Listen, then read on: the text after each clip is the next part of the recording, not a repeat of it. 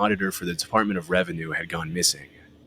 As per Tim's testimony, Henry had been at a barbecue hosted by a friend named Emmanuel earlier that day and had left to go to a nightclub at around 11 p.m. After following up with the two acquaintances who had been with Henry at the club on the night of the disappearance, the cops realized they had a pretty complicated case on their hands.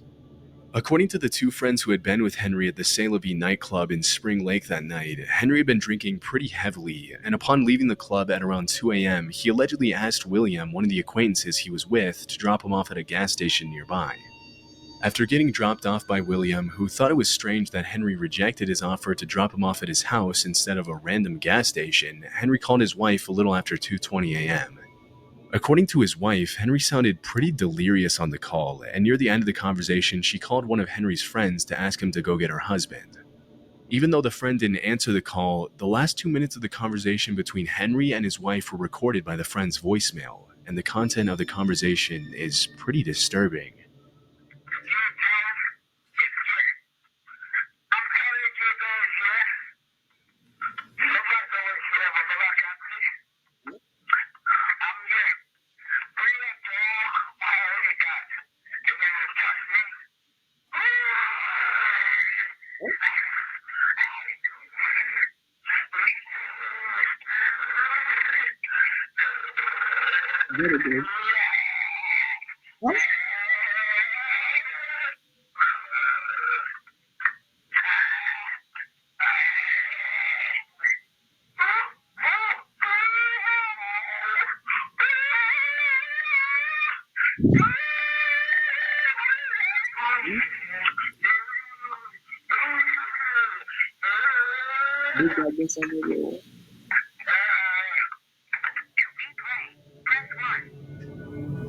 It's almost impossible to make out any of the words in the audio, and the combination of growls, moans, and screams makes it hard to know what to even make of the recording.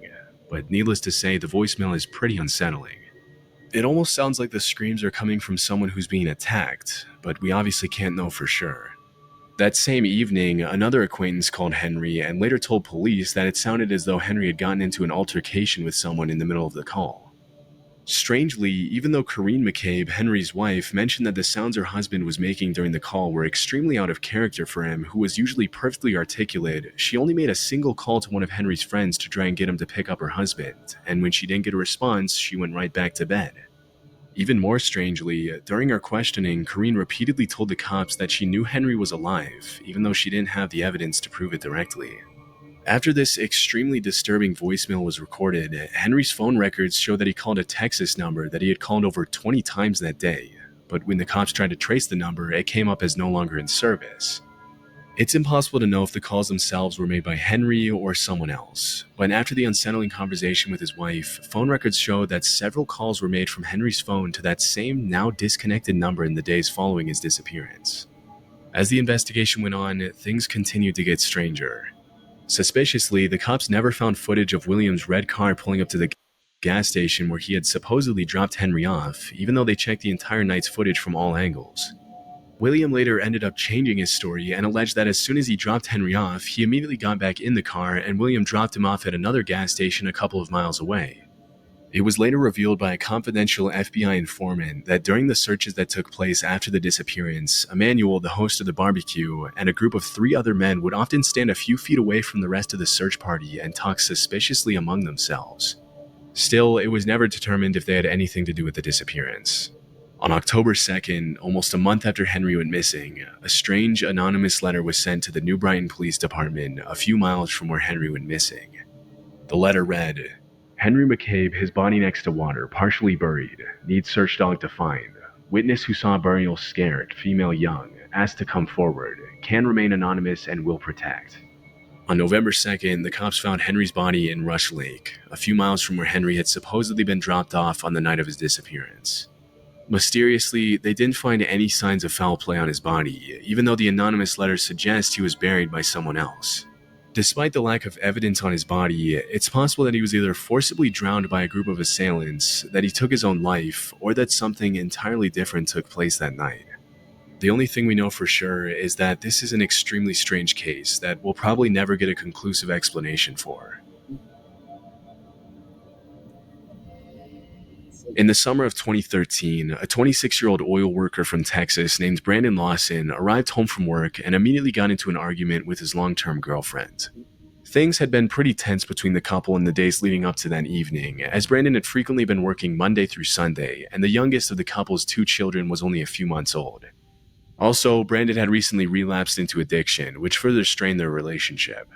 It's unclear if his girlfriend kicked him out of the house or if he decided to leave after about an hour of arguing. But whatever the case, Brandon got in his silver Hold on. When they say addiction, what type of addiction? Because they have a lot of addiction. They have um, women addiction, drugs, variety of addiction. You just say addiction, you don't even know. Anyway, Ford F-150 and drove away from his home in San Angelo at midnight on August 8th, after which he was never seen again.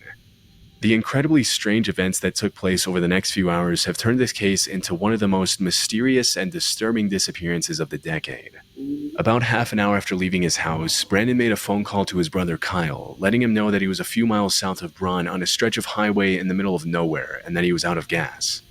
After fetching a gas can from Brandon's house, which was about a mile away from his own, Kyle got into his car and prepared to drive to his brother's location. But things didn't exactly go according to plan for Brandon. but this road is kind of creepy. I don't lie. I don't lie. Like there's no the light I take just one. Come on. What about you? Like let me say you're driving. Like by let me say by this kind of time of like let me say 11, 12, 1. Yeah, you just driving and you see someone like hitchhiking, female or male, like trying to wave you. You really stop. Let me hear the comment section. And a few minutes later, at around 12:50 a.m., he made this disturbing call to 911. 911 emergency. Yes, I'm in the middle of the field. It's like we're just pushing guys over. Right here going towards gasoline on both sides. My truck ran out of gas. There's one car here. You got to take it to the woods. Please hurry. Okay, now run that by me. One more. Not talking to him. I actually ran into him. Ah, you ran into him. Okay. Got the first guy. But him talking loud like this, if they say they're chasing to the woods, I didn't gonna hear his voice or something the way he's partying and all that. Okay, and I was thinking before you call the police, you might like run away, don't hide, just keep running. Yeah. Do you need an ambulance? Yes. No, I need the call. Okay. Is anybody hurt? What kind of question is anybody heard? Hello? What kind of question is anybody heard? They chased him into the woods. And you asking if it's anybody heard. Did he tell you did they have an application?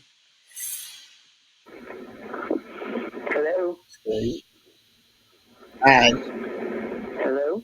I, Although it's hard to make out what's going on in the background, many people have alleged that they can hear the sound of gunshots and other people talking in the audio, but it's hard to confirm what exactly was being said and what was even going on during the call. 8 minutes after Brandon's 911 call, another driver called the cops to inform that a silver F-150 had been parked pretty dangerously on the highway with the back of the truck sticking out into the other lane. Following his call to 911, Brandon continued to contact his brother Kyle by phone, and they exchanged a series of strange phone calls. Even though these next calls weren't recorded, according to Kyle, Brandon sounded extremely paranoid, repeatedly claiming that he was being chased out of town by the Mexicans in the neighborhood. When Kyle asked him if he had been using drugs again, Brandon immediately denied it. At around 1:10 a.m., Kyle arrived at the location where the truck was parked, but Brandon was nowhere to be seen. A few minutes after his brother's arrival, Brandon once again called Kyle and made a series of disturbing statements, claiming that he could see Kyle and the officer that had just arrived at the scene, that he was bleeding, and that they needed to hurry. Disturbingly, he was nowhere in sight. For the next few minutes, Kyle continued to try to get in touch with Brandon, but all his calls went straight to voicemail. After failing to find him that night, the cops launched an official search for Brandon, complete with helicopters, thermal cameras, dogs, and a massive search party. Unfortunately, Brandon was nowhere to be found. It was later revealed that Brandon had cashed out his 401k on the night of his disappearance, suggesting he might have vanished on his own accord. Yeah. However, due to his distressed phone calls to 911 and his brother, it's also possible that Brandon fell victim to some sort of cartel activity, or that someone he ran into on the road attacked him. In February 2022, a small search party consisting of family members and friends found a pair of shoes and clothing that matched the description of what Brandon was wearing on the night of his disappearance. And after searching the area, the cops found human remains near the location of the shoes and clothing. Even though the remains were sent to be tested more than 2 years ago, there still hasn't been a definitive answer for whether they belong to Brandon or what could have happened to him that night. Hopefully, with time, more conclusive answers will surface to give Brandon's family a sense of much-needed closure. Until then, this will probably